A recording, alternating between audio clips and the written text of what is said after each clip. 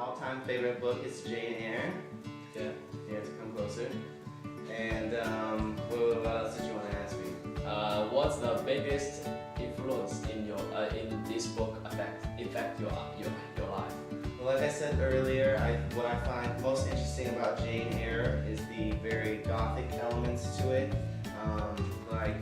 Especially Rochester's wife in the attic, and she burns the house down, and she's like this ghost figure that's in the attic. And there's a lot of very gothic influences throughout the whole novel, and I find those kinds of themes and gothic motifs very fascinating. What do you think the theme of this book? I think this book has a lot to do with kind of women's, I don't know if I want to say women's rights, but the power of women and Jane's sexuality. It talks a lot about that. And also about love, obviously about love. It's a 19th century, written by the Brontes, but he goes blind and she cares for him and all that stuff. And it's very touching in the end, even though we don't necessarily like Mr. Rochester. Which character do you like?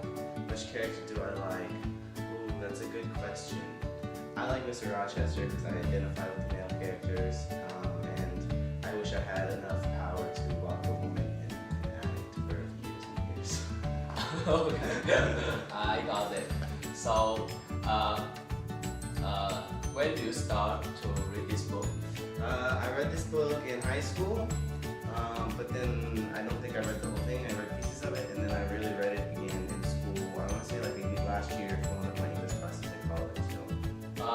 Do you agree the author used this ending as the book ending?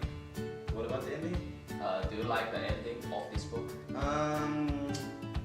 I think it's a little bit of a romantic cop-out. I think it maybe would have been better if she, I don't know, if she doesn't end up with Mr. Rochester. It's a nice ending on a not very nice story, so I don't know if I completely agree with anything. Okay, thank you very much. No problem. Okay, thank you for listening.